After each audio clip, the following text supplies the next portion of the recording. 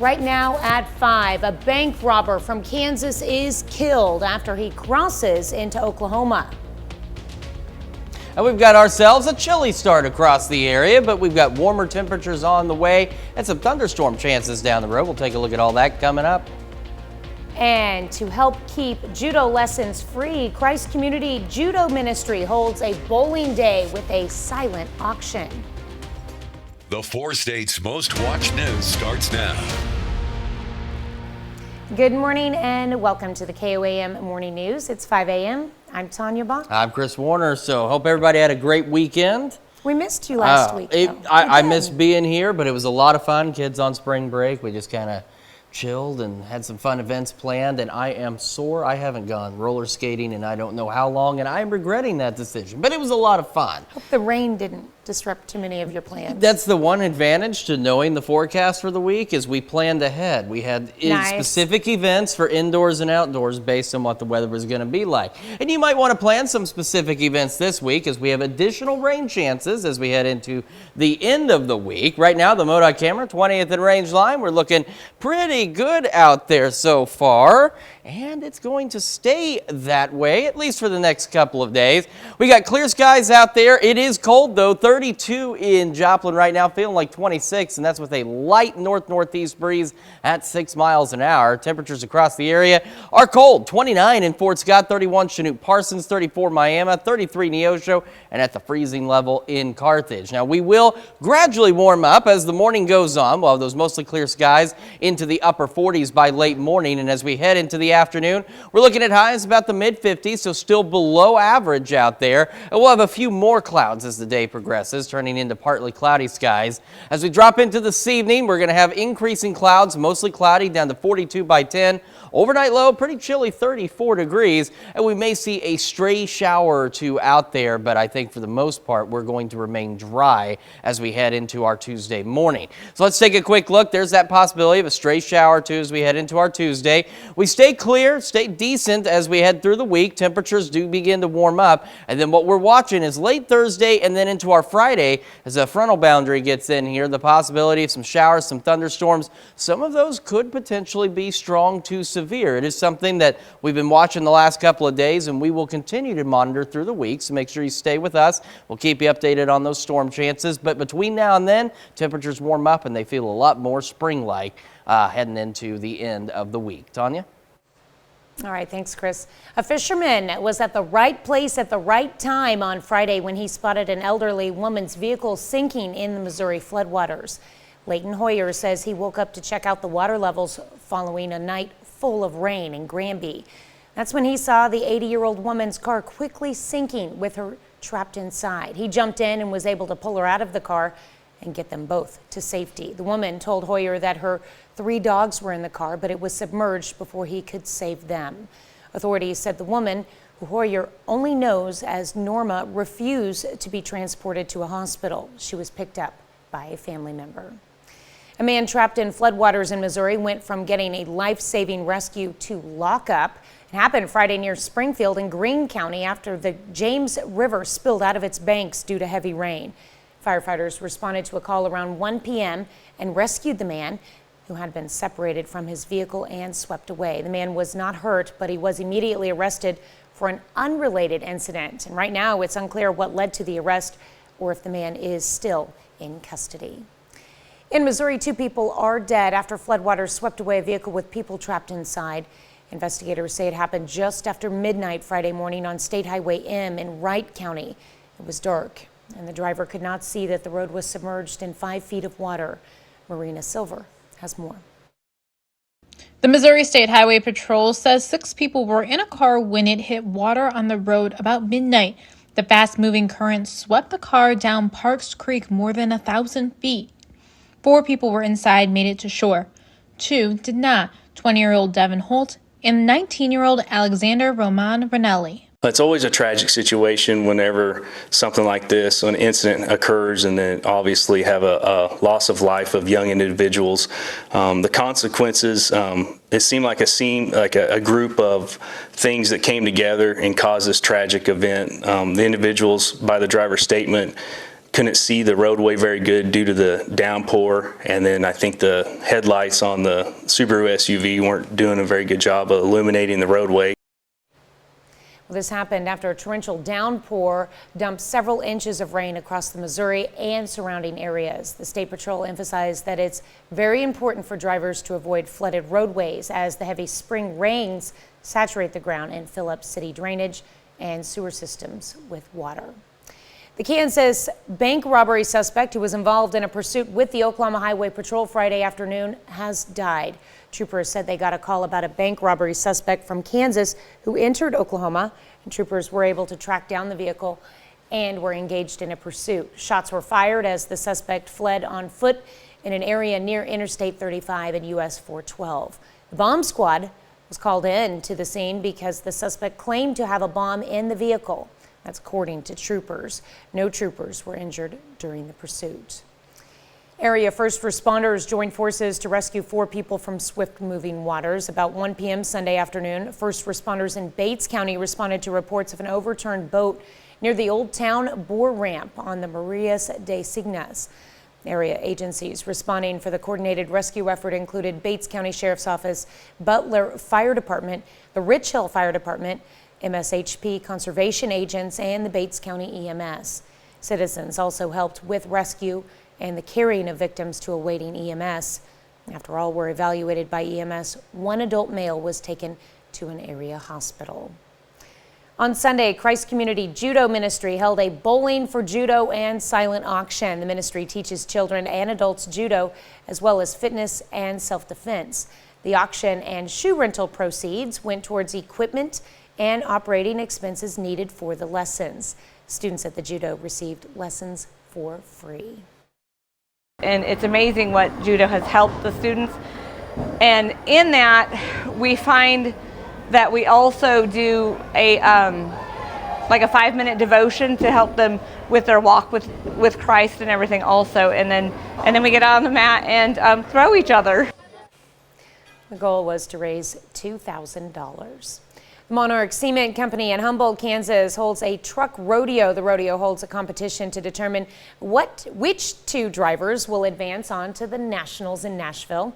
The competition includes a driver obstacle course, a written test, and a truck inspection station. Each station represents a real-life situation they would encounter while navigating routes to the job site. They practice throughout the year on the different parts, on the driving test, on the test, the written knowledge test, truck inspections. So, you know, it's kind of fostered some good in-house friendly competition. So every year our competitors get better and better.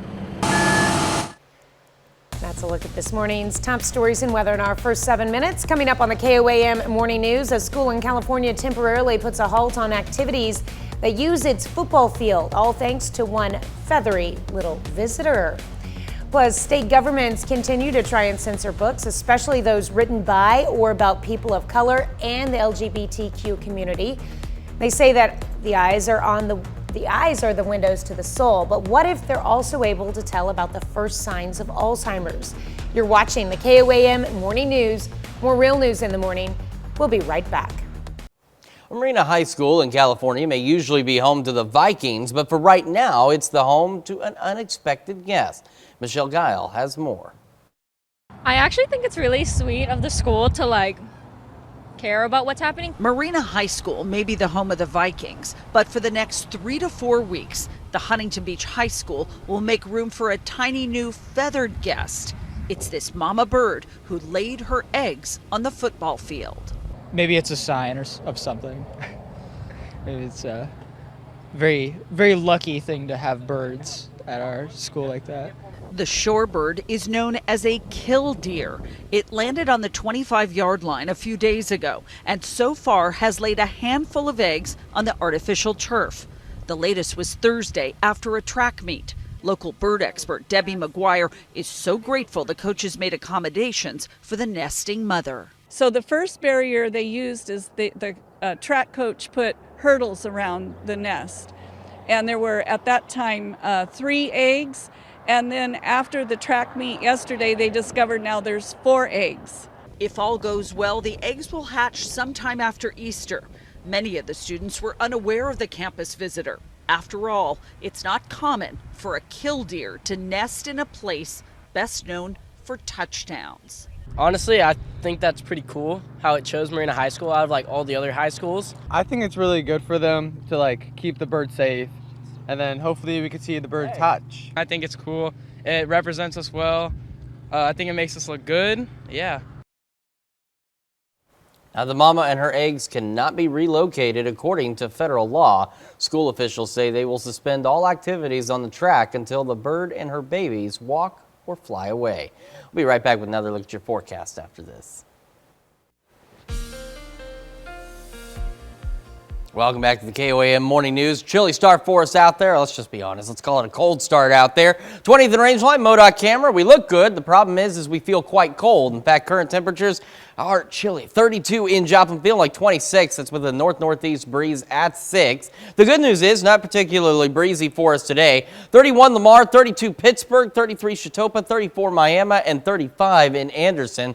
As we get our day started, again, it is cold. We'll eventually make it, though, into the lower 40s by late morning under mostly clear skies. And as we head into the afternoon, highs pushing right around the mid-50s. A few more clouds out there, so partly cloudy skies. Clouds will continue to increase as we head into this evening.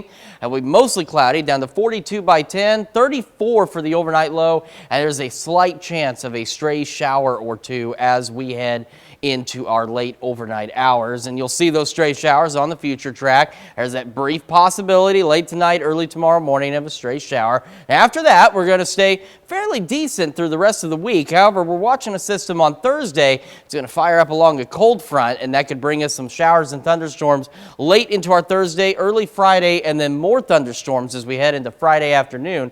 At this point, some of these storms could be strong to severe. So that's something that we are keeping an eye on. They've had an area highlighted for the last few days that's pretty far out. So again, something that we're keeping an eye on, something you should keep an eye on. Outside of those storm chances, though, it's going to stay quite mild. How mild will it stay? Why don't we take a look at that 7-day forecast and find out. 53 tomorrow, so a little bit cooler. Then again, we start to warm up. 60 by Wednesday, a few more, a little windier, but otherwise not bad. A few more clouds, breezy Thursday, 69. 71 Friday, we got those thunderstorm chances. That briefly cools us back down to about 59 by Saturday, but look at Sunday, already back up near 70. Look at these temperatures, spring sticking around for once with additional shower and thunderstorm chances, though, as we kick off the next work week. So something we'll keep an eye on, but we're especially watching this Thursday into Friday, and of course, we'll keep you updated as we get closer. Well, a public library director in the Washington, D.C. area is concerned about an upward trend. Adrienne Diapatoza has the story. New data from the American Library Association says there were over 1,200 demands to censor library books last year. It's an abridgment of your freedom. Almost double the number the year before. We've been tracking it pretty closely that we were experiencing record numbers in book challenges. Arlington County Library Director Diane Kresh says books most frequently targeted for censorship at libraries are written by or are about people of color and the LGBTQ community. I think the books should be allowed in libraries no matter what they're saying. I think that there's a freedom of speech. And it doesn't have to be just contemporary authors. It's James Baldwin, it's Toni Morrison, it's classics of American literature. In 2020, the classic To Kill a Mockingbird was on the list of the top 10 most challenged books in the country, which shocked some people, Fox 5 spoke to. Sometimes the truth is kind of harsh, and it may hurt you somewhere deep inside in your feelings, but it doesn't negate the fact that some of these things actually happen. According to the data, more than 2,500 unique titles were targeted for censorship in 2022. Kresh says Arlington's library system and others are actively resisting. They are facing the challenges, that they are willing to meet with groups, that they are willing to stand up for the integrity of their collections. Kresh says librarians will suggest books based on a reader's interest, but will never push an opinion or ideology. You have the right to choose what you read, the opinions that you hold, how you think, and how you arrive at the decisions that are best for you. Now, the American Library Association releases an annual list of the top 10 most challenged books. The The association will release the 2022 list in April. And that brings us to our question for you this morning. Do state governments have the right to censor or ban books? Yes or no? We want to hear from you. Make sure you vote through our website, koamnewsnow.com/vote. You can also vote through our app and take part in the discussion on our Facebook page. We will be back with Health Watch right after this.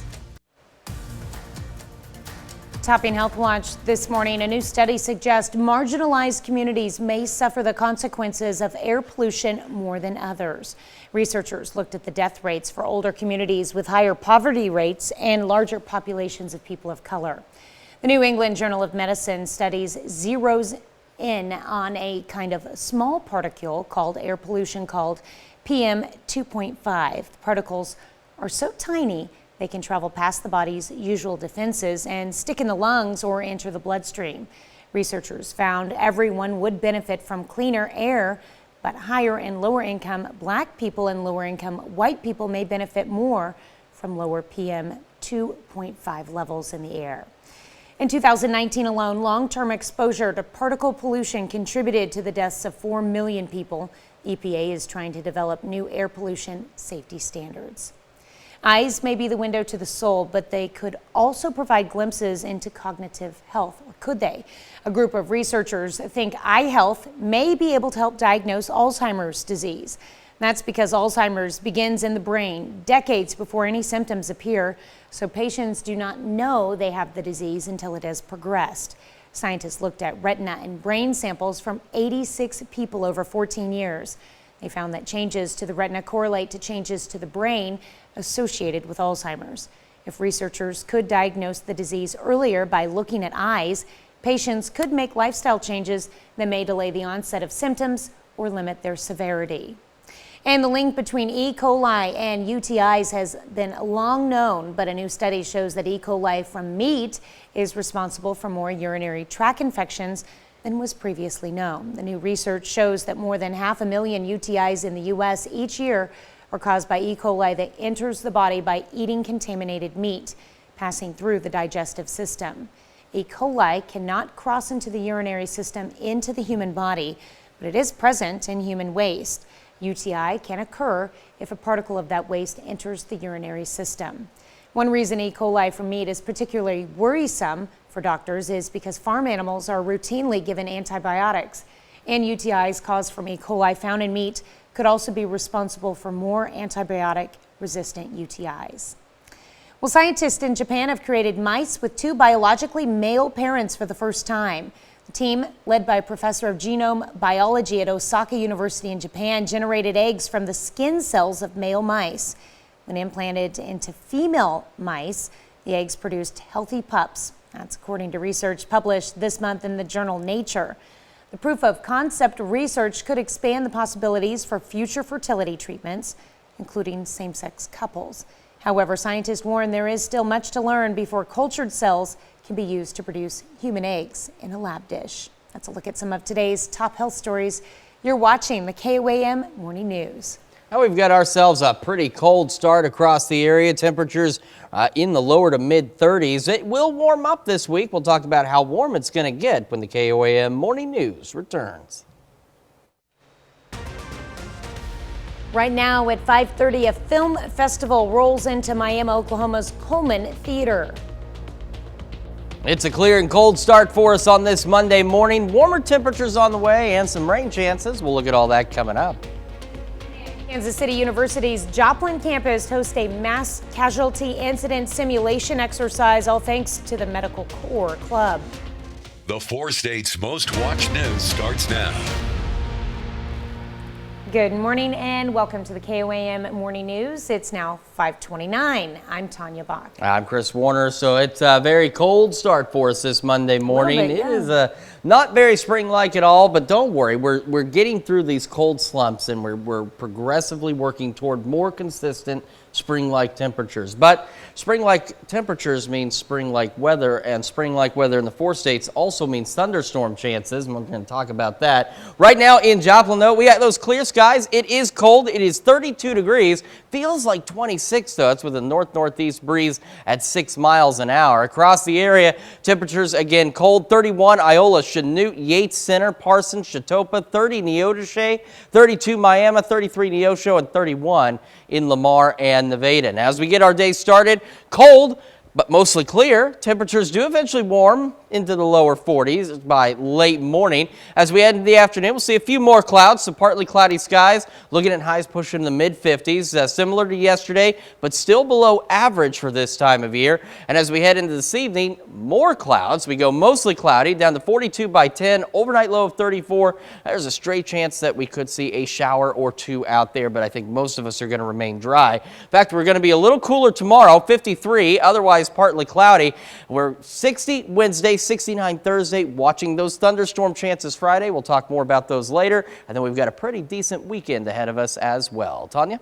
All right, thanks, Chris. On Sunday, KOAM Theater held a Sunny Side Up Film Festival. The festival is for international films and shows over 50 films of many different budgets. Now, some of the genres included mystery, independent, and comedy films. Performer and author Karen Knotts performed a skit as well as signed autographs and books. Support it. Think about making a film, maybe submitting it, maybe write a screenplay if you're into that, you know. We get a bunch of screenwriters that come through here too, and they think about making their films, and it doesn't really cost a whole lot of money to make a short film. I get a lot of student films as well. Festival ended with an awards show for the featured films. Medical Lodge of Neosho hosted its annual Easter egg hunt. Community members were able to search for eggs and then eat from a variety of food trucks. The event even had a hoppy guest, the Easter Bunny. Children were able to take photos with the bunny while enjoying some cotton candy for dessert. The residents and some of the family members, Gentiva Hospice provided the eggs and what went in them, and our residents and some of the family members used it as an activity, and they stuffed the eggs. So it's kind of just a joint effort. It's just something that we start in the first part of March, and we look forward to it every year. Easter eggs were stuffed by the residents. Kansas City University's Joplin campus is giving students a real-life experience. Medical Corps Club hosted mass casualty incident simulation exercises. First-year medical students are acting as if a natural disaster occurred. Second-year student treats and finds and treats all 25 patients. So I think it's important for us medical students to have these kind of breakaway situations where we get to employ the knowledge that we're learning, but also have fun with it. So obviously we're kind of trying to induce a stressful situation, but also at the end of the day, it's for fun and just to expose them to a situation that they might run into. This is the second year KCU Medical in Joplin has put on the event. Shoal Creek Conservation Education Center held a raptor and falconry program. Program was led by Master Falconer Megan Duffy Yates. Community members had the chance to see live birds and learn about the history of falconry and the importance of raptor conservation. Being out in the field with a falconer is good. The birds aren't going to harm them at all. It allows them a chance to see the bird up close. They don't have to touch it. The birds won't touch them. But then they can also see the bird work and kind of understand, you know, birds are here for a purpose and they're not going to hurt them. So the event took place Saturday from 1 to 2 p.m. Well, this morning we're discussing book censorship. New data from the American Library Association says there were over 1,200 demands to censor library books last year, almost double the number the year before. Arlington County Library Director Diane Kresh says books most frequently targeted for censorship or at libraries are written by or are about people of color and the LGBTQ community. In 2020, the classic To Kill a Mockingbird was on the list of the top 10 most challenged books in the country, which shocked some people. According to the data, more than 2,500 unique titles were targeted for censorship in 2022. Kresh says Arlington's library system and others are actively resisting. Kresh also says librarians will suggest books based on a reader's interest, but will never push an opinion or ideology. And that brings us to our question for you this morning. Do state governments have the right to censor or ban books? So far, 75% of you say they do not, and 25% of you say that they do. So make sure you take time to vote through our website, through our app, and take part in the discussion on our Facebook page. There you go.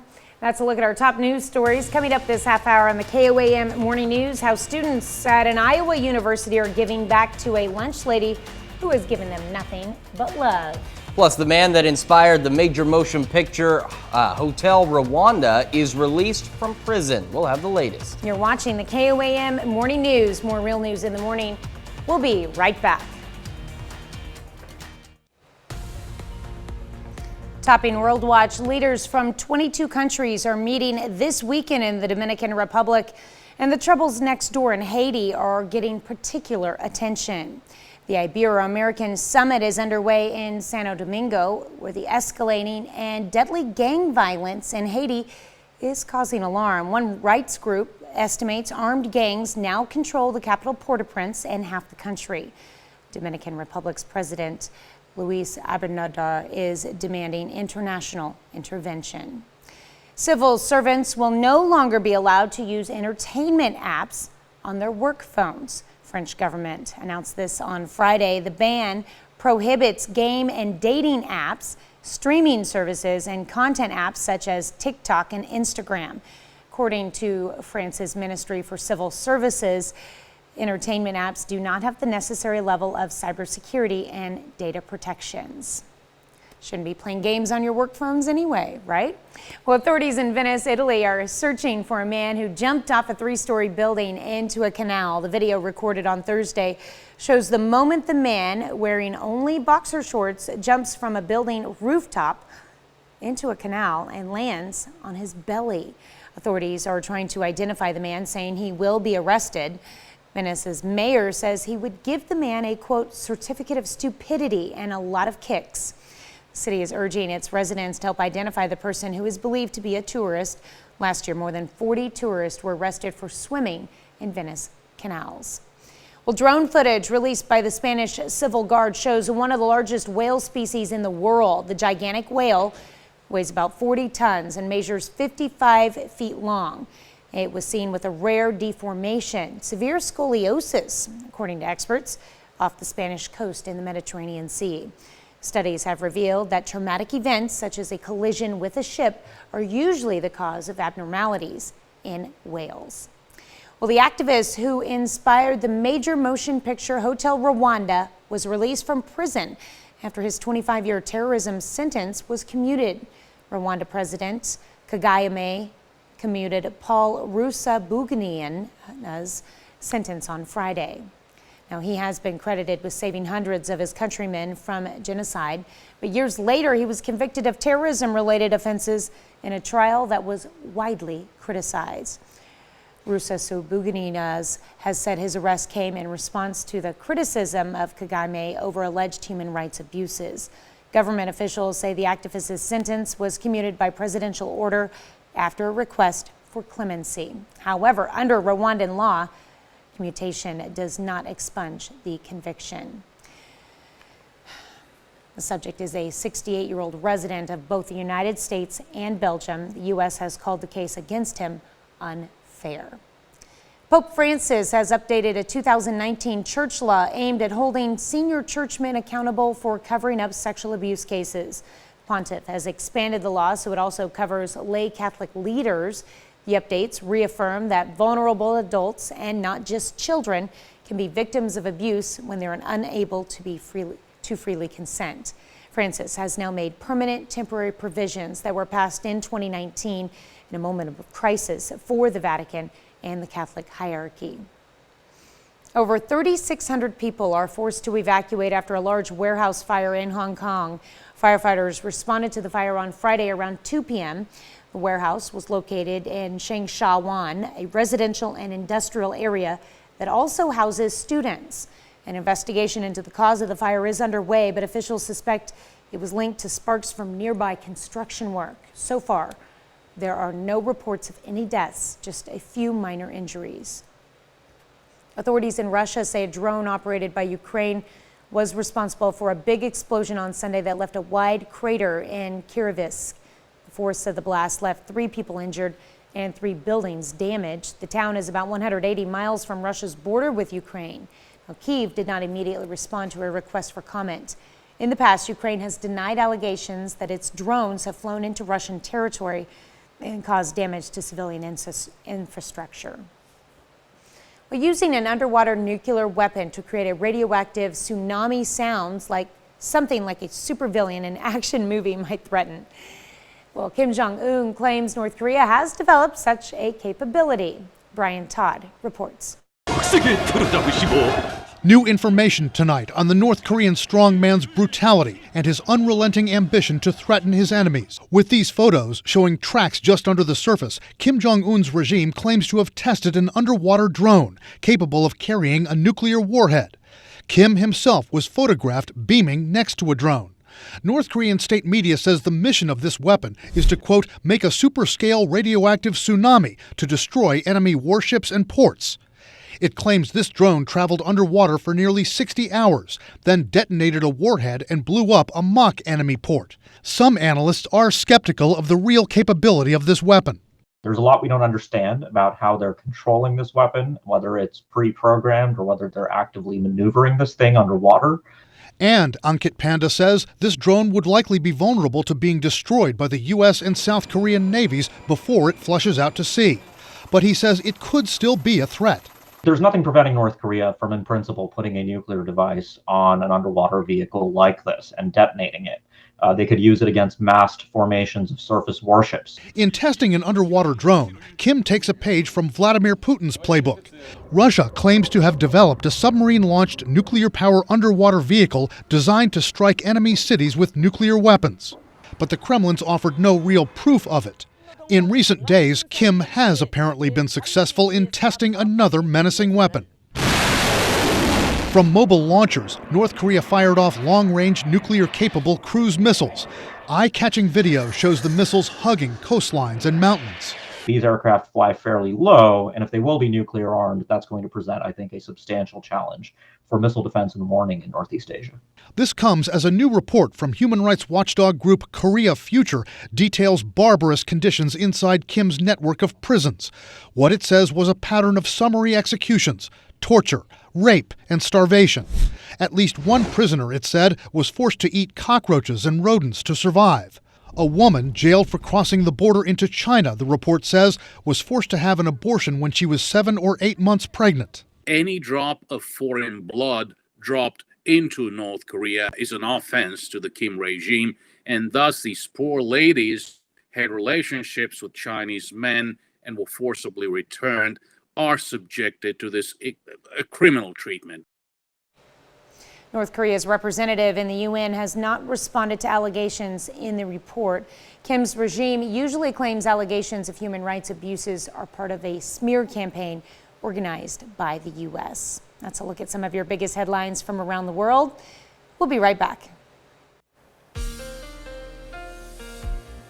Welcome back to the KOAM Morning News on this very cold Monday morning across the area. A live look at the MoDOT camera at 20th and Rangeline. It's like we've said before, it doesn't look cold, but believe me, it is. And how do we know? Well, we have the current conditions available for you. It is 32 in Joplin. Clear skies, feels like 26 with a north-northeast breeze at 6. And it is cold across the area this morning.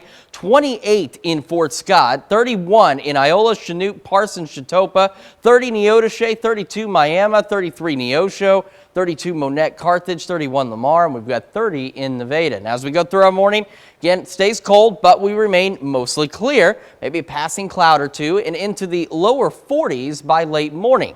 So we head into the afternoon, it's not bad, still below average, but not bad, into the mid-50s. A few more clouds, so we go partly cloudy as we head into our afternoon, and as we head into this evening, more clouds as we start to trend mostly cloudy, 52 by 6, 48 at 8, and 42 by 10, looking at an overnight low of 34 degrees. Another cold night, and there may be a stray shower or two out there, but I think most of us are going to stay dry.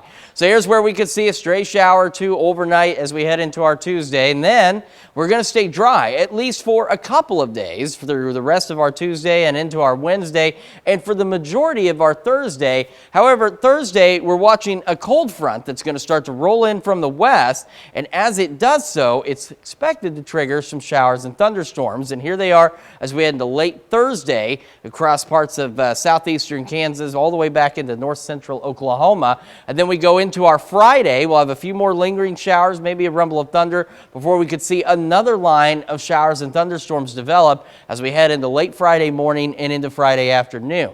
These have the potential to be strong to severe. It's an area that's been highlighted. It does include the 4 states through Thursday and Friday, and it's been highlighted for a few days. So we're looking at a shot for sure of thunderstorms, some again strong to severe, and of course we'll continue to monitor this as we get closer and bring you the latest updates with these storms as we get closer to Thursday and Friday. Now, it is a cold front that's going to roll through, so it does briefly cool us down, but it does not have a significant impact on temperatures. So that's the one nice thing. Spring progressing a little more. The cold fronts aren't nearly as potent as they have been. We are a little cooler tomorrow, though. 53 for our high. We'll have those morning showers and be otherwise partly cloudy. Winds increase Wednesday. Breezy, 60, mostly clear. More clouds on Thursday, still windy, near 70. Then by Thursday evening and into late Thursday night, could see some showers and thunderstorms. Best chance for any strong to severe storms right now looks to be holding off until Friday, and we're looking at a high of 71. Now, it does knock us back down, 38 for the low, so it does get chilly, but take a look at the high. As we go into the weekend, we start to see a little more sunshine. We start to clear out pretty quickly, and temperatures rebound quickly as well. So near 60 by Saturday, near 70 by Sunday. We're looking at more shower and thunderstorm chances as we head into the start of next week, Monday, Tuesday, and Wednesday. But you can see temperatures still hovering upper 60s, lower 70s, so not too bad. Just a few additional rain chances out there across the area. We'll be back with more right after this.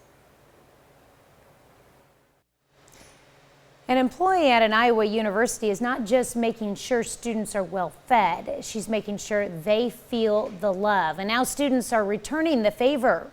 Thank you, Brian. How are you, buddy?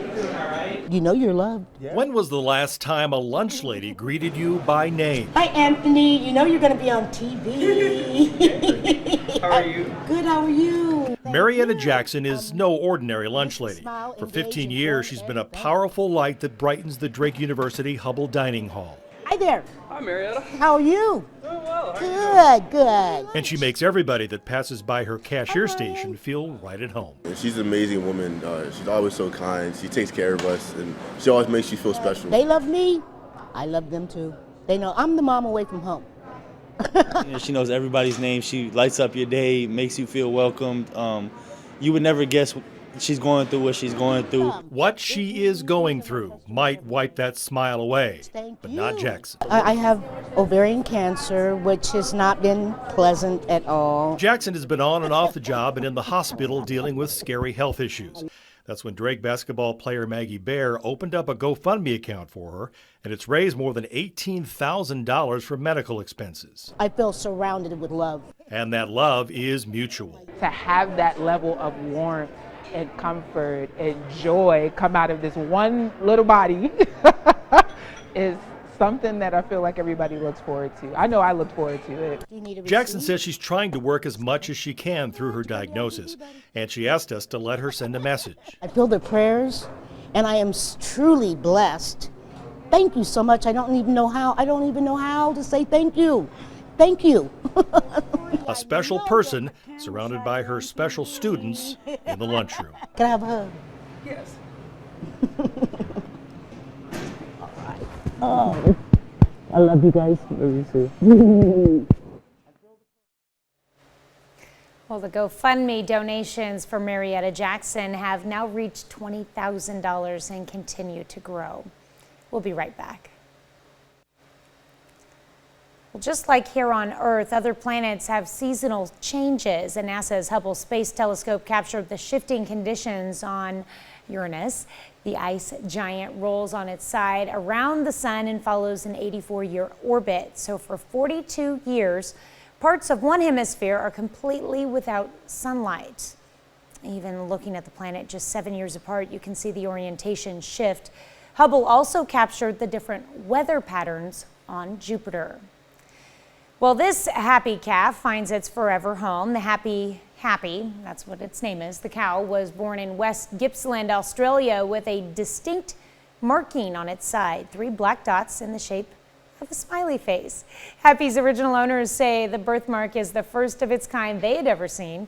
The couple wanted to keep Happy on their dairy farm, but soon realized he was destined for bigger things. Happy will now be the official mascot at a local park and event space, bringing joy to the guests and visitors who come to see him and his special marking.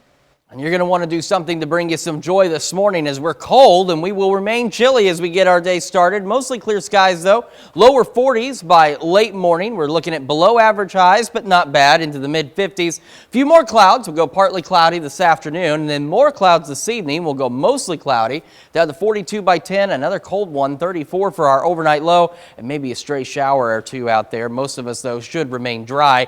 Cooler tomorrow, 53. Partly cloudy, breezy Wednesday, Thursday. Temperatures warming, 60, 69. Watching the threat for some strong storms on Thursday, Friday rather, 71. And after that cold front, we stay warm into the weekend, 59 Saturday, partly sunny. And by Sunday, we're looking at 69, breezy and mostly clear skies. We got a whole nother hour of the KOAM Morning News right after this. Right now at 6, heavy rains bring flood conditions to the 4 states, but area first responders join forces to keep residents safe. We've got a cold start to our Monday morning, but an opportunity to dry out before we see more showers and thunderstorms later this week. We're going to take a look at that full forecast coming up. And lights, camera, action. Over 50 films from around the world find their way to Oklahoma for the Sunny Side Up Film Festival. The 4 states' most watched news starts now. Good morning and welcome to the KOAM Morning News. I'm Tanya Bach. I'm Chris Warner. Just after 6 o'clock on this Monday morning across the area. And to make it even more Monday-like, it's very cold outside this morning as well. Our MoDOT camera at 32nd in range line, the MoDOT camera there. We have clear skies, but very cold conditions. In fact, we can tell you how cold it is right now. It is 30 in Joplin. Feels like 24 with that north breeze at about 6 miles an hour. But at least we have clear skies, right? That goes for something, right? Counts for something out there. We're at 28 in Fort Scott, 32 in Pittsburgh, 31 Chetopa, 32 Miami, Neosho, and sitting at 30 in Carthage. But as we get our day started, we will warm up at least a little bit. We'll have mostly clear skies, warming in the lower 40s by late morning. And as we head into the afternoon, we'll see a few more clouds going partly cloudy, but highs in the mid 50s, so a pinch warmer, a little bit better. Unfortunately, it's still below average. And as we head into tonight, more clouds this evening, mostly cloudy skies, down to 42 by 10, 34 for the overnight lows, so another cold one out there. And we could see a stray shower or two across the region as well, but I think for the most part, most of us are going to remain dry. As we go through the rest of this week, we're going to remain dry through our Tuesday and into our Wednesday. It's Thursday into Friday that we are keeping an eye on, as a cold front's going to start to approach the area and start to trigger some showers and thunderstorms. So as we head into Thursday, late Thursday night, we're looking at the possibility of some showers and thunderstorms. You can see from Kansas City down through Tulsa, Oklahoma City. We could see a couple of strong storms out of these storms as we head into late Thursday. We'll have some lingering showers, maybe a rumble of thunder Friday morning. As we head into late Friday morning and Friday afternoon, this cold front sets off another batch of showers and thunderstorms. Some of those could be strong to severe, so make sure you keep it here as we track this threat as we head into Friday. Cooler tomorrow, 53, 60, breezy Wednesday and Thursday, 69. Watching those strong storms Friday, 71. After that, though, we have a pretty pleasant weekend. Partly cloudy to mostly clear skies, 59 Saturday, 69 on Sunday. Tanya? All right, thanks, Chris. Area first responders joined forces to rescue 4 people from swift-moving waters. It happened about 1 p.m. Sunday afternoon. First responders in Bates County responded to reports of an overturned boat near the Old Town board ramp on the Marias de Signes.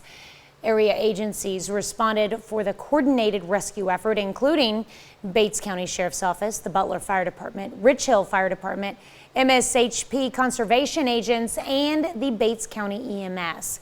Citizens also helped with the rescue and the carrying of victims to a waiting EMS. After all were evaluated by EMS, 1 adult male was transported to an area hospital. State of emergency is issued for Mississippi after severe storms and tornadoes killed at least 25 people and injured dozens over the weekend. At least one person was also killed in Alabama. The storm system brought more twisters to Georgia on Sunday, damaging buildings and downing power lines. Christian Benavides has the latest. Cleanup is underway in LaGrange, Georgia, after tornadoes tore through yesterday. Large hail and flash flooding also swept through parts of the state. We're making sure that the citizens are taken care of. Earlier, severe storms spawned deadly tornadoes in the Mississippi Delta, leaving a path of destruction stretching over 150 miles. God saved my life. While surveying what's left of his home, Rolling Fork, Mississippi City Council member Andre Williams described what it felt like inside the roar of the storm. I was able to grab the top of the tub and pull it down over my head so the rain and the lightning wouldn't strike me. And 5 minutes later, it was over. This video captured strong winds ripping through a Mississippi high school.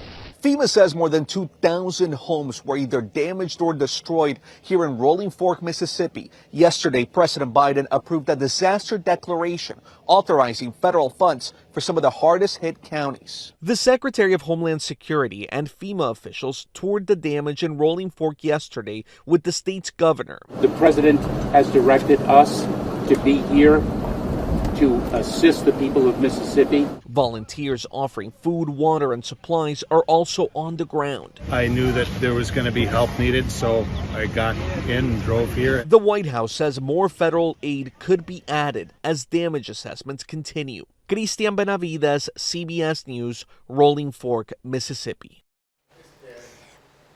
A state of emergency has also been declared in Georgia by Governor Brian Kemp. The National Weather Service says severe thunderstorms and heavy rainfall will continue to batter parts of the southeast throughout the day.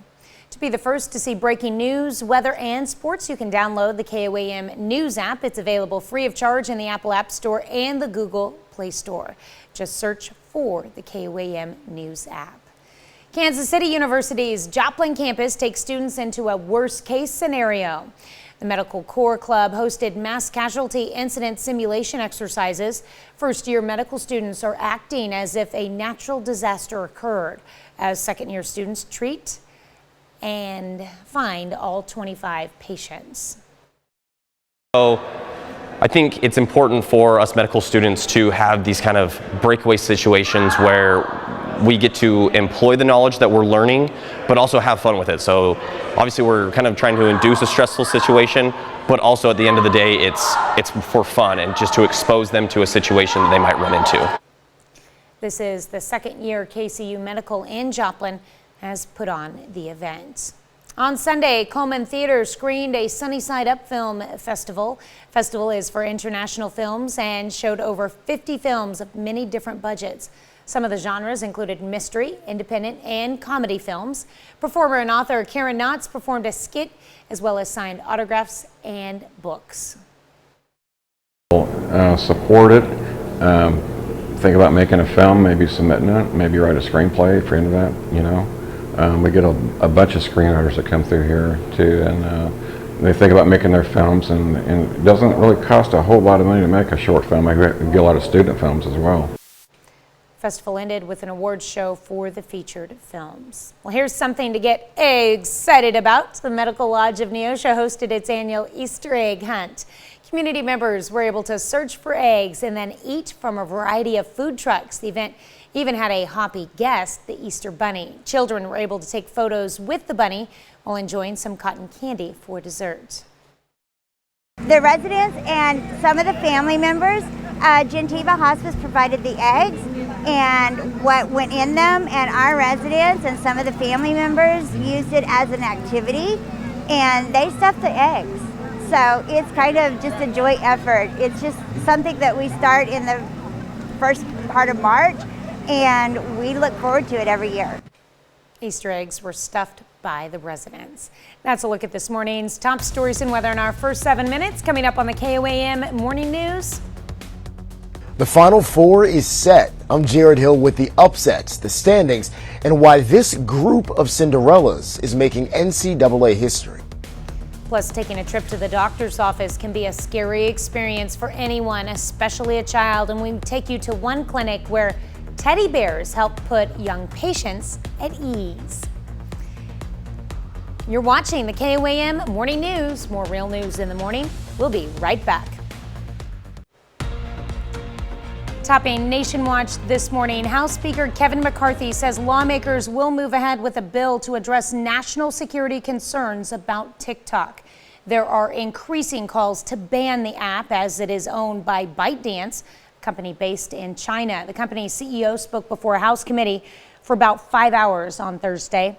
Shou Chu says the app has not spied on Americans.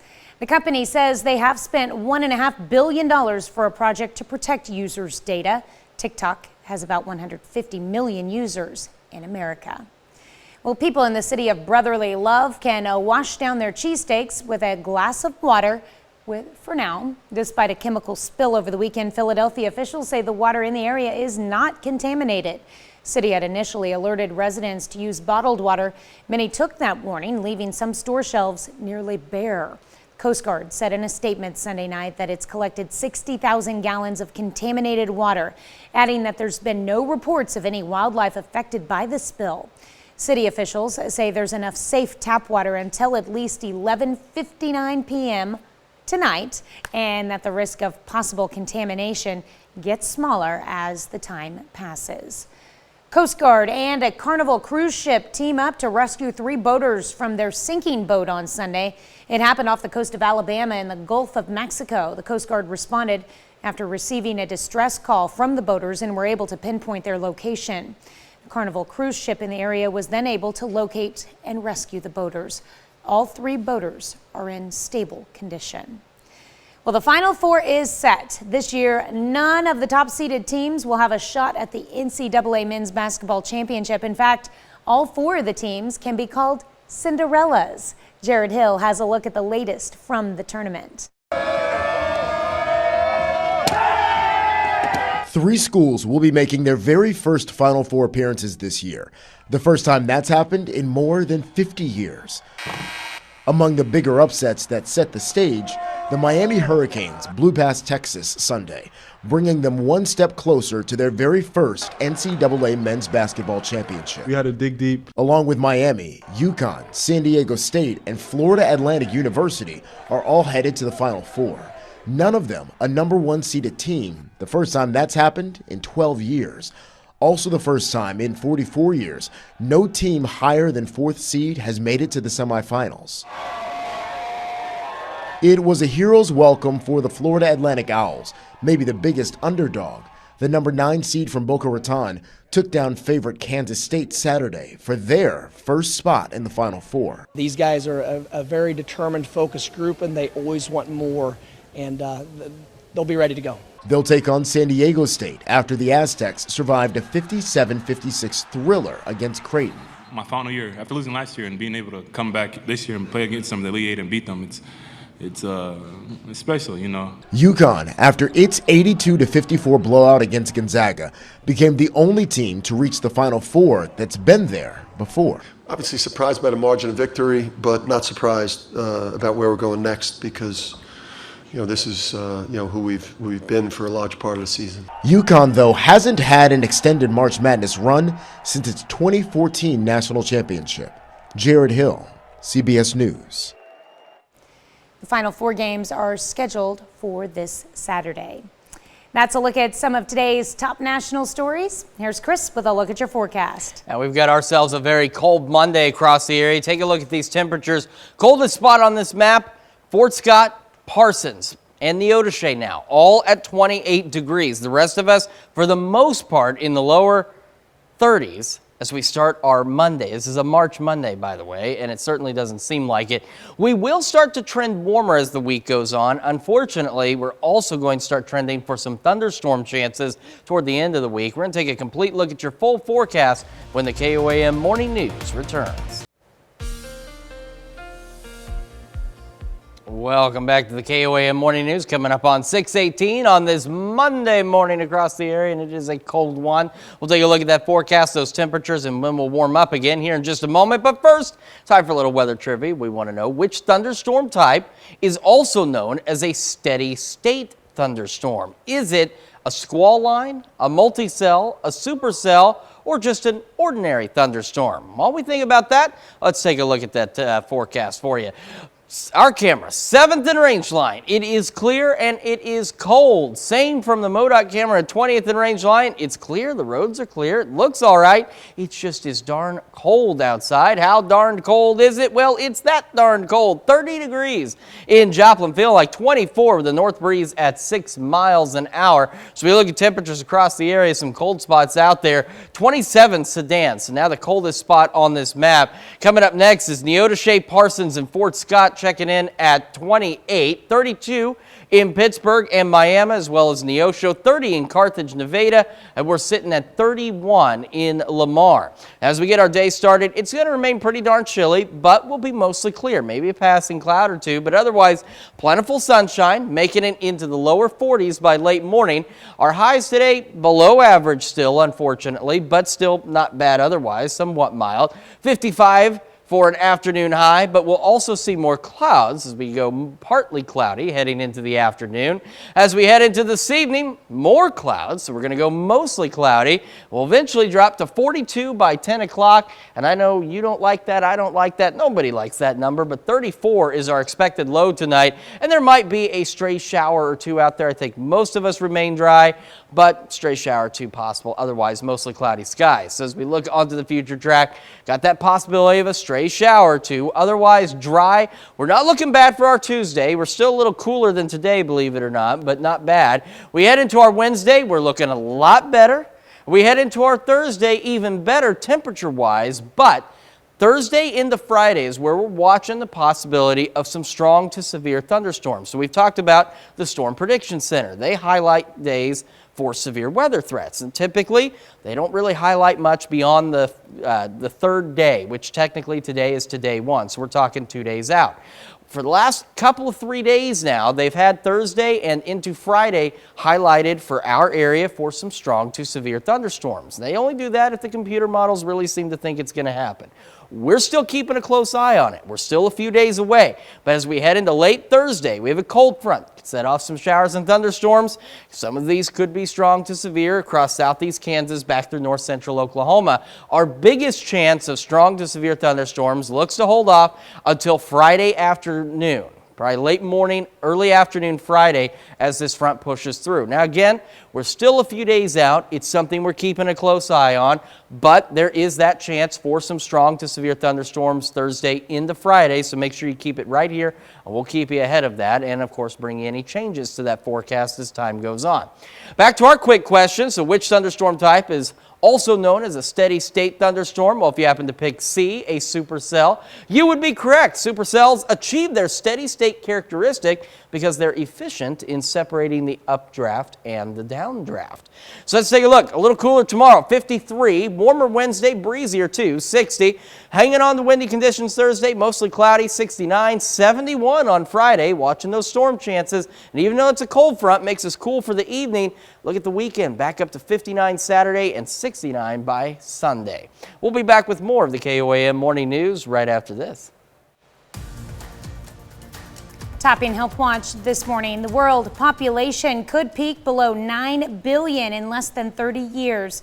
That's according to Global Challenges Foundation. In one scenario, the world continues to develop economically the way it has. In a second scenario, researchers project an unprecedented economic investment in low-income countries would have a major impact on fertility rates and overall quality of life, with global population peaking at 8.5 billion people around the year 2040.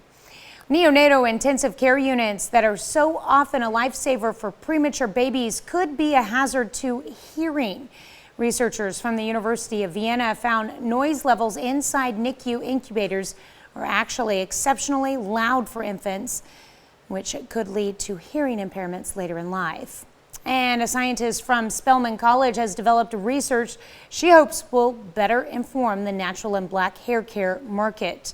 Dr. Michelle Gaines and her team found cuticle layers that protect the hair surface are smoother, larger, and further apart in wavy hair than in curlier hair, causing those coils to dry out faster. Well, doctors' offices and hospitals can be intimidating places regardless of your age. And for some people, the fear of going to the doctor is so severe, it can induce panic attacks. When it comes to helping young kids conquer their fear, health professionals at one facility are using stuffed animals to teach them how medicine is helpful, not harmful. Chris DeMeo takes a closer look. Iatrophobia is the extreme fear of doctors or medical tests, and according to the Cleveland Clinic, the disorder can cause people to avoid getting medical care even if they desperately need it. While exact statistics on how many people have iatrophobia are not available, the National Institutes of Health says about 1 in 3 people try and dodge their doctor's visits. Fear surrounding a trip to the doctor can be normal, especially for young kids. But according to the NIH, that fear can trigger behavioral problems, making it harder for a healthcare provider to treat them. When children don't have any experience of something, they're apprehensive. They don't cooperate. Overseas in Belgium, the Teddy Bears Clinic is trying to reduce that anxiety. The workshop pairs kids with medical students who use the child's favorite stuffed animal to teach them about medicine. The dog had an earache. Soon-to-be doctors examine the toys for any health problems, explaining the steps to the kids so they know what's going on and why certain tools are being used. Coming to the Teddy Bears Clinic allows them to discover the world of medicine, to understand how it works, to talk to health professionals in a playful context where they're not patients. Because of that, they come out having learned something with a better understanding of medicine, and they're much more relaxed if ever they have to experience it as patients. Meanwhile, if this type of opportunity is not available where you live, the NIH says properly preparing your child for what to expect before going to the doctor can help reduce some of their fear. That's a look at some of today's top health stories. You're watching the KOAM Morning News. And we've got ourselves a cold start for us on our Monday morning. We'll have mostly clear skies as we go through the morning, eventually making it into the lower 40s by 11 a.m. As we head into today, below average, but again, not too terribly bad. Could be worse. We're into the mid-50s. A few more clouds. We're going partly cloudy this afternoon, then mostly cloudy as we head into this evening, down to 42 by 10. Overnight low of another cold 34, maybe a stray shower or two out there. Otherwise, mostly cloudy skies. Cooler tomorrow and 53, 60 and breezy on Wednesday, near 70 Thursday. A few more clouds, still windy. Watching those strong to severe thunderstorm chances as we head into Friday, 71. 59 by Saturday, partly cloudy skies, and near 70 by this upcoming Sunday. We'll be back with more right after this. Right now at 6:30, photographs and the pages of history help to preserve the memory of one Kansas ghost town. You're going to want to turn the heat on in the car this morning as it is another cold one across the area. Warmer weather is on the way as well as rain chances. We'll take a look at all that coming up. And a history lesson takes flight at the Shoal Creek Conservation Education Center. The 4 states' most watched news starts now. Good morning and welcome to the KOAM Morning News. It's now 6:30. I'm Tanya Bach. I'm Chris Warner. It's another Monday morning across the 4 states, and it's a good morning to just stay in bed if you can because it is cold. It is going to warm up a little bit today, and it'll warm up more as the week goes on, but today, not so much. Tomorrow morning, not so much. It's going to be cold. MoDOT camera 20th and range line looks good so far where you've got clear skies, but it is otherwise quite cold. How cold is it? Well, it is this cold. 30 in Joplin, feeling like 24 with a light breeze out of the north at about 6 miles an hour. But again, clear skies out there. Across the area, cold temperature still. 27 Neodesha, Sedan, 28 Parsons, Fort Scott, 30 Lamar, Carthage, 32 Neosho, Pittsburgh, and Miami at 34 in Grove. So a chilly one for sure. As we take a look at our morning, we're going to have mostly clear skies, and we will eventually get into the lower 40s by late morning. And even though our highs are below average, just bear in mind, we've seen some cold Marches and cold Aprils here in the 4 states, so could be worse. We're looking at highs in the mid-50s. A few more clouds, so it'll be partly cloudy by this afternoon. Then we're going to trend mostly cloudy as we head into the evening hours and eventually drop back to 42 by 10 o'clock. Another cold night, though. Overnight low of 34 degrees and maybe a stray shower or two out there for some of us. Let's take a look down the road. Tomorrow, a little cooler, unfortunately. partially. Partly cloudy, 53. 60 on Wednesday with some wind out there. A few more clouds Thursday, 69. Watching the possibility of maybe a strong storm or two in southeast Kansas. Our biggest chance of some strong to severe thunderstorms be this Friday. We'll talk more about that a little later. 71, but it is something we're watching, something you need to watch. After this cold front pushes through, it doesn't do a lot to temperatures. Near 60 on Saturday and near 70 by next Sunday. Tanya? All right, thanks, Chris. A dark room brings light to a ghost town that was in Kansas. KOAM's Carrie Worthen has more on their story. Notice the curved line, and that was a railroad siding. We have had a lot of questions about Buffville. This small community had many names: Buff City, Buffton, Buffington, and finally Buffville, a town that evolved when the Kansas Buff Brick and Manufacturing Company built a brick plant in 1903. The brick plant was between Altoona and Neodesha. I believe they're interested in it because it's a former way of the past. It was industry that is completely, basically gone in this part of the county, in this part of the country, and people are just interested in the past. One member of the audience, Marilyn Pryor, was originally born in Buffville, Kansas. I was just interested in it and wanted to know if anybody else had lived there or my folks moved there when they got married in '34, so it was closed, but my dad did some work around the area.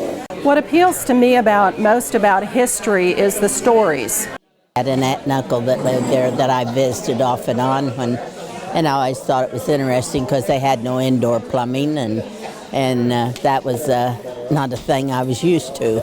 The Kansas Buff Brick and Manufacturing Company sold out to the United Brick and Tile Company in 1929, and the plant closed. The post office closed in 1943, and their last students went to school there in about 1950. I have good memories of it, and my folks was raised about 2 miles east of 75 Highway there, so they were acquainted with Buffville over the years, and that's why they moved there. By the 1970s, there were very little evidence that a thriving community once stood on this land west of Highway 75. In Fredonia, Carrie Worthen, KOAM News. If you want to find out more about Buffville, you can go to our website at KOAMnewsnow.com. On Saturday, Shoal Creek Conservation Education Center took flight with a raptor and falconry program. The program was led by Master Falconer Megan Duffy Yates. Community members had the chance to see live birds and learn about the history of falconry and the importance of raptor conservation. So the birds that I utilize, people just can't go and get them. You have to have a permit. So I have state and federal permits that allow me to have my birds to use for hunting. They're not pets. They don't like me. They use me and see me as a tool to catch the game that they're pursuing. The event was held on Saturday from 1 to 2 p.m. The Monarch Cement Company in Humboldt, Kansas holds a truck rodeo on Saturday. The rodeo held the competition to determine which 2 drivers would advance to the Nationals in Nashville. The competition includes a driver obstacle course, a written test, and a truck inspection station. Each station represents a real-life situation they would encounter while navigating routes to the job site. Every year we have it, and it's always going to be in March, and we have an area for people to come watch if they want to come watch. It's a recognition thing for our people that work real hard for us every day. 100 drivers that compete. I think my mic was turned off. There's 80 to 100 drivers that usually compete. That there is, and it's an impressive competition if you've never seen it before. It's really cool. You've been to it. I have. Cover it a couple times. I have, and it is very unique. All right. Well, this morning we're discussing book censorship. New data from the American Library Association says there were over 1,200 demands to censor library books last year, almost double the number from the year before. Arlington County Library Director Diane Kresh says books most frequently targeted for censorship at libraries are written by or are about people of color and the LGBTQ community. In 2020, the classic To Kill a Mockingbird was on the list of the top 10 most challenged books in the country, which shocked some people. According to the data, more than 2,500 unique titles were targeted for censorship in 2022. Kresh says Arlington's library system and others are actively resisting. Kresh also says librarians will suggest books based on a reader's interest, but they'll never push an opinion or ideology. That brings us to our question for you this morning. Do state governments have the right to censor or ban books? So far, 84% of you say they do not. 16% of you say that they do. So make sure you take time to vote through our website, our app, and take part in discussion on our Facebook page. All right, that's a look at our top news stories. Coming up this half hour in the KOAM Morning News, how will tomorrow's homes function? Homes of the future. I'm Ian Lee with how researchers are looking to save you money by making your house more efficient. And it is a cold start for us across the 4 states. Will it warm up? We'll have the answer when we come back. In Consumer Watch this morning, in an interview with CBS News Face the Nation, the president of Federal Reserve Bank of Minneapolis, Neil Kashari, said the banking system is sound, while adding that it's too soon to know what effect the Silicon Valley Bank failure will have on inflation and the economy.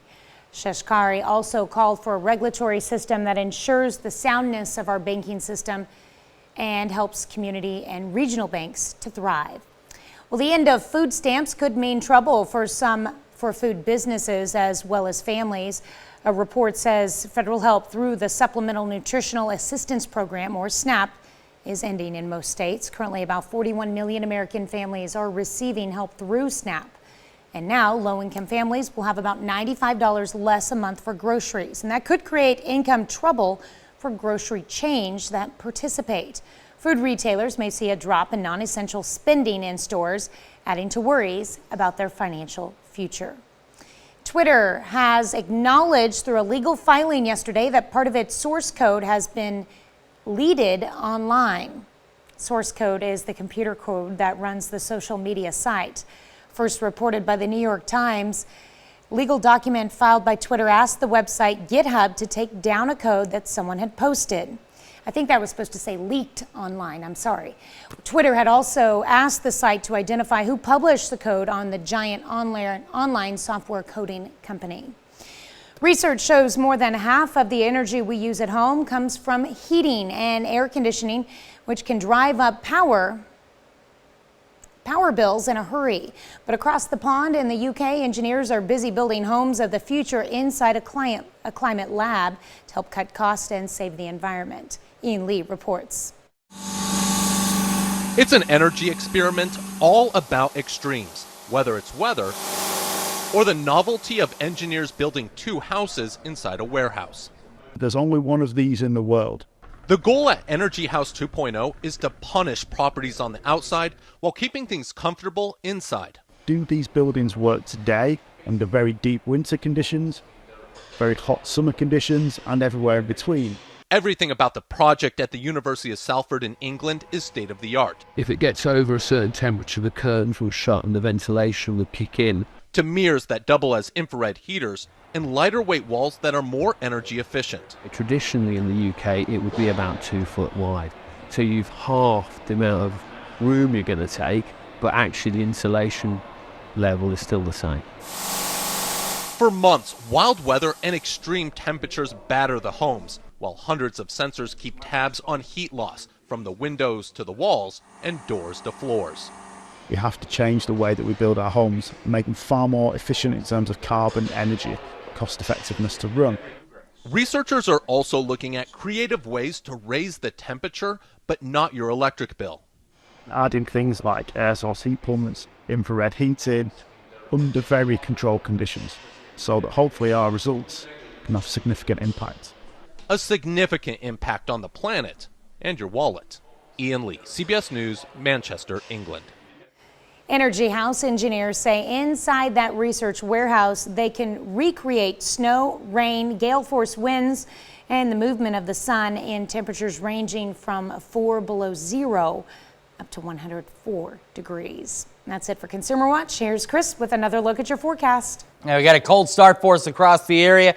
Cold morning as we get going, but mostly clear skies, calm winds, up to about 41 by 11 this morning. As we head into this afternoon, we're looking at highs pushing the mid-50s under partly cloudy skies. Mostly cloudy skies as we head into this evening, down to 42 by 10. Overnight low, another cold one, 34. Maybe a stray shower or two. I think most of us dry, but otherwise mostly cloudy skies. Cooler tomorrow, 53 up to 60 on Wednesday. Breezy, near 70 Thursday. A few more clouds, still breezy. And we're watching a cold front with our best chance of maybe some strong to severe thunderstorms as we head into Friday. Something we're keeping an eye on, and so just stay with us and we'll keep you updated as we get closer. But thunderstorms nonetheless. Thursday, 71. A little cooler Saturday, near 60, and then back up to near 70 by next Sunday with a little bit more sunshine and a little bit more wind out there. Well, stick around because we got the perfect cure for a case of the Mondays, which I think we've all got right now. That'd be birthdays and anniversaries, and the party starts right after the break. But before we do that, why don't we go ahead and check out what's happening on CBS Mornings. In these barrels, Kentucky whiskey, a perfect collaboration between Mother Nature and Father Time. And this distillery has been doing it for more than 200 years. Come along for a backstage tour coming up on CBS Morning. Time for some Monday birthdays here in the 4 states, and we begin with Isaac Berry celebrating birthday number 9. Happy birthday, Isaac. In Carl Junction, London Huffman is turning 9 years old as well. And Trevor Whitley celebrating birthday number 11 in Chanute. Happy birthday, Trevor. Jennifer Coberly, happy birthday to you in Columbus. And Hannah Atkinson Zom celebrating in Baxter Springs. Happy birthday to you, Hannah. All right, and let's see, we've got Hannah's father, Rick Atkinson, celebrating as well in Baxter Springs. And Tess Watson over in Weir celebrating birthday number 54. Happy birthday, Tess. Wilma Mallory celebrating birthday 93 this year. Wilma is in Columbus. And Jeff and Tessa Clark celebrating their 29th year of wedded bliss in Columbus. Happy anniversary to the Clarks. And our very own Grace Goebel, KOAM News and Production Assistant. Grace, hope you have a wonderful birthday. And our birthday list continues with Kesha Clark celebrating today. Happy birthday, Kesha. And let's see, Heather York in Crestline, our neighbor there. Happy birthday to you. Robert Wells over in Baxter Springs celebrating birthday number 71. Happy birthday, Robert. And Kenny White in Scammon, happy birthday to you. And last but certainly not least, Mike Martin celebrating a birthday today as well. Happy birthday, Mike. What a great list. We want a bigger list. Tanya, how can they help us make this list even bigger? All they have to do is email us their birthday pictures and information. Be sure to include the name and their age if you'd like. Hometown is great as well. And any other special notes, send them to birthdays with an S at KOAMnewsnow.com. And of course, while you're on our website checking out all the cool things it has to offer, take time to sign up for the KOAM Birthday Club. It's easy to do. You get great deals from local businesses. And I think more importantly, you get a special birthday message from your friends here at KOAM. So head over to KOAMnewsnow.com. Sign up for that birthday club today. All right, live look at the MoDOT camera, 20th and range line, sun rising. It is clear, but it is cold. And here's another look at that beautiful sunrise this morning from 7th and range line. 30 in Joplin, feeling like 24 out there right now with the north breeze at 6 miles an hour. And it is a cold one across the area. 28 Fort Scott, Neodesha, Parsons, Independence, 29 Chatopa, 30 in Miami, 31 Neosho, and 30 Carthage, Lamar, and Nevada. As we get our day started, we'll have mostly clear skies, which we're already seeing, up to the lower 40s by late morning. Highs today below average, but reaching into about the mid-50s. Partly cloudy skies as we go through our afternoon, and then we'll have mostly cloudy skies as we head into this evening, dropping back down eventually to 42 by 10. Overnight low, another cold one, 34. Maybe a stray shower or two, but I think most of us will remain dry. A quick look down the road. So we've been talking about, we got a cold front coming in as we head into our Thursday, and that's going to bring us a chance of some showers and thunderstorms. And as we head into late Thursday, that cold front kind of parks right out there across southeastern Kansas and north central Oklahoma.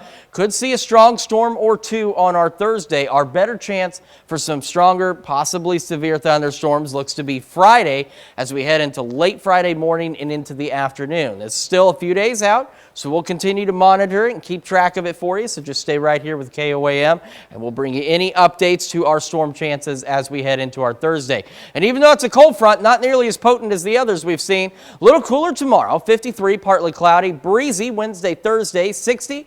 Then 69, 71 Friday with those thunderstorm chances. It drops us down to 38 Friday night, but we rebound nicely near 60 on Saturday and near 70 by this coming Sunday with plentiful sunshine and again some breezy conditions out there. Well, when the KOAM Morning News switches over to Fox 14, we ask a very simple question. How much drama, romance, divorce, fights, laughter, and tears can one of the TV's longest running daytime dramas pack into its legendary run? Find out when the cast of The Young and the Restless takes us behind the scenes for a look at the remarkable 50-year run on the Tiffany Network. That's coming up when KOAM Morning News switches over to Fox 14 at 7 a.m.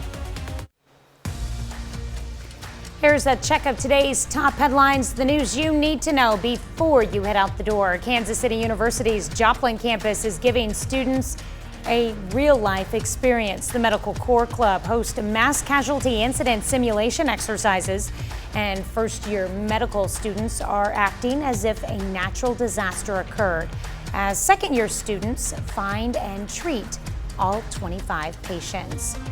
The Shoal Creek Conservation Education Center held a raptor and falconry program. The program was led by Master Falconer Megan Duffy Yates. Community members had the chance to see live birds and learn about the history of falconry and the importance of raptor conservation.